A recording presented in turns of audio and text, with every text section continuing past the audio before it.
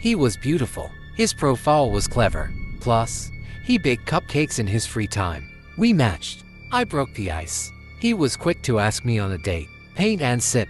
Very nice. After a frenzied afternoon of shaving, exfoliating, and spraying, I arrived a cool 4 minutes late. The moment I saw him, I took a mental snapshot just in case this was it. An unfortunate habit stuck firmly in place since 7th grade. His features were elegant and refined, his stature long and markedly lean. The type of person who attracted the eye effortlessly. He was lively and curious, and his nose wrinkled when he laughed. My favorite, with paint smeared and wine guzzled.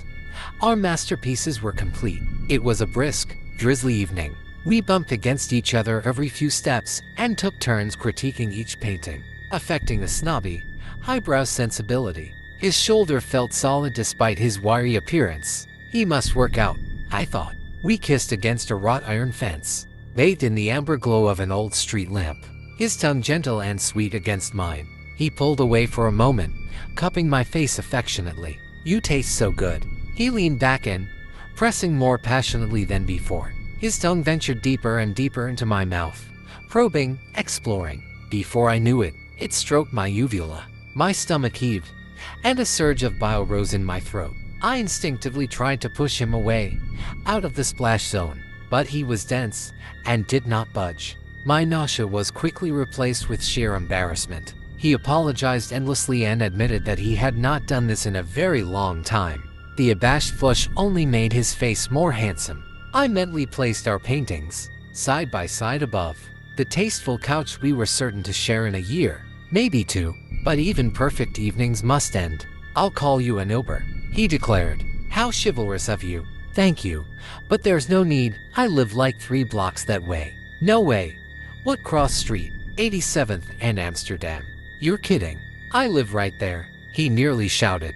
We giggled like children as we continued along, referencing to our old inside jokes. Soon, my building towered over us. The burgundy brick etched in stark, film noir shadows. His jaw hung agape. "No, this is a prank. Where are the cameras? This is my building." "That's insane," I cried. How did I not realize? A key turn later, we were stomping up the dank, spongy stairs 1, 2, 3 flights up.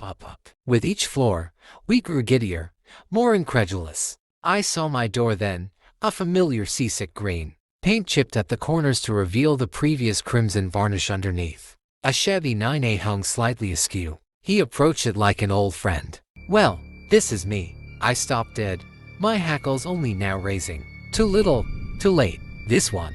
9A. He paused, calculating, then abruptly bellowed, "Yes, ma'am. Home sweet home." He slapped the door sharply. The artful curve of his face twisted very slightly. Something strained and eager was there, right below the surface. "Can I come in?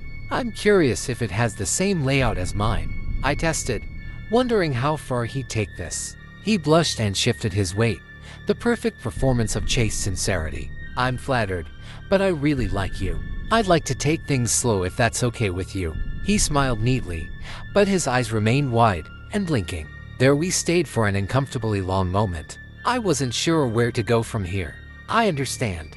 Thank you for a wonderful evening." I presented my hand for a friendly shake, chest puffed out with counterfeit confidence. Behind my ribcage, my heart galloped wildly. He must have heard it too. His spindly fingers laced through mine, the skin cool and waxy. How did I not notice that before? "You'll see me again, sooner than you think, neighbor." His strained cheeriness made my stomach churn. I left him there, outside the door to my own home, and continued up the stairs, fighting the urge to sprint away. Where else could I go but the roof? The night air stung my adrenaline-soaked skin. I flew to the crumbling edge and peered at the dizzying sidewalk below. The minutes slid by slowly, but finally, the front door squealed open. 1, 2, 3 crisp footsteps, and there he was, so many flights below me. He looked small all the way down there. He remained perfectly still. What was he doing? I thought of those big cats in Nat Geo documentaries. Infinitely patient, ever ravenous. My pulse roared in my ears. I did not make a sound, I swear.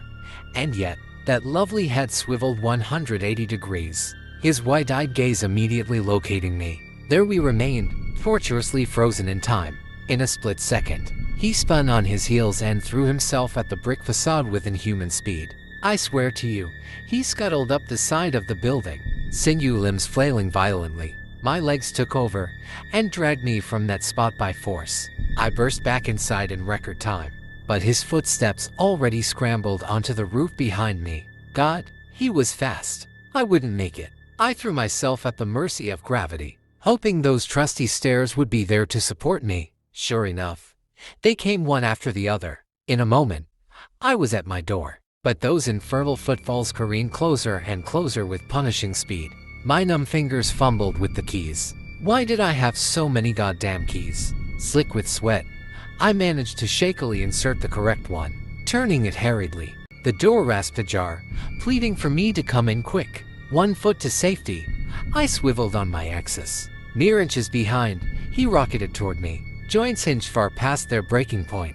Torso flung back in a grotesque arc, so deep that his exquisite skull dragged behind him, slamming mercilessly against each step with an appalling thud, thud, thud. At the threshold, he, or more accurately asterisk at asterisk, lurched forward like an awful marionette puppet. That refined jaw split open, revealing a fleshy throat with rows of gleaming teeth spiraling into its depths. Just in time, I flung the door shut and threw my weight against it, bracing for an impact that never came. Silence. Then, my phone buzzed. One new message. Look behind you. My breath caught in my throat, though every cell in my body begged me not to.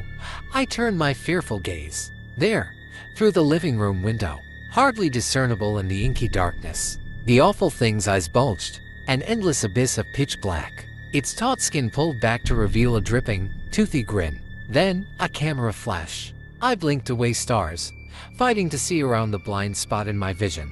I squinted through the murky glass, searching for that dreadful face. But it was gone. I haven't left my apartment all day. I don't know if I ever will again.